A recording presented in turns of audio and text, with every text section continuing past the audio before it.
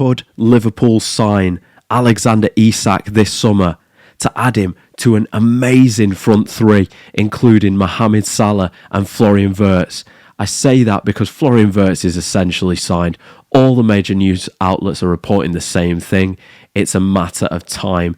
He's uploading pictures of himself with none other than Jeremy Frimpong, a guy who's already signed for Liverpool.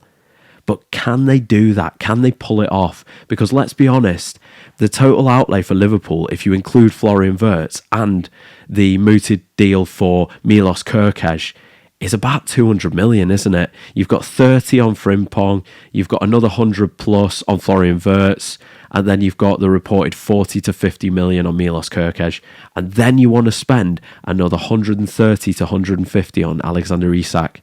350 million pounds in one summer. This war chest that could transform Liverpool and take them to the next level and maybe push them past Paris Saint-Germain, who edged them out in the Champions League this season. It's a mouth-watering prospect for Liverpool fans. But is this guy really worth the premium? Is he worth that much more than the likes of a Victor Osimhen or an Etitike from Stuttgart? Again, apologies if I've butchered that name. Yes, a million times yes. How Stuttgart are able to value this guy at 85 million is beyond me. He's shown one season of quality, but go and ask Paris Saint-Germain fans what he was like when he was over there, because he was nowhere near these valuations, and you cannot persuade me that 85 million is a justifiable fee. On the other hand, Victor Osimhen, this is a player that I definitely rate, and I believe that any club that can get him in to the tune of 60 to 70 million is acquiring a quality marksman. The difference is that Alexander Isak is tried and tested in the Premier League. Aside from Erling Haaland, he's the best marksman in the land, and you upgrade your side with a player who scores goals for fun, goals from anywhere, and who guarantees you that magical 20-25 goals plus in a league season. It would be a quality addition. So how could this deal happen? Number one, Liverpool have to get players out the door.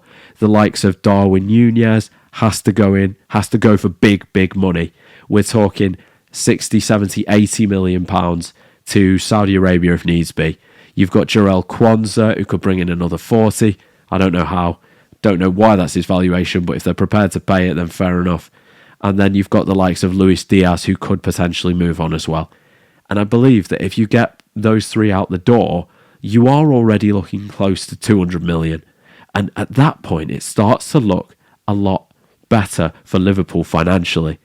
Aside from that, though, I still think it's unlikely. I think there's one crucial factor, and this is the sticking point, and it's whether this happens. If he doesn't tell Newcastle that he wants to leave, I think he stays. Because Newcastle have got Champions League football, they've got more money than most teams on the planet, and they have no reason to sell him. He's their best player. If he tells them that he wants to leave, there is an opportunity. Because if you're Eddie Howe, then you start to question, is this going to upset the chemistry in the team? Am I better off cutting my losses, bringing in someone else? Because let's not forget, they've got the money to be able to do it. They're just bound by PSR rules, aren't they? All I know is that if Liverpool are able to get this deal over the line, then they will have the best summer in all of world football. I can't think of one team that's done better business than them. And they will truly elevate that side that already dominated the Premier League to a side that can genuinely challenge for the Champions League again. And not just for one season. I believe they'd be there for the next 3, 4, 5.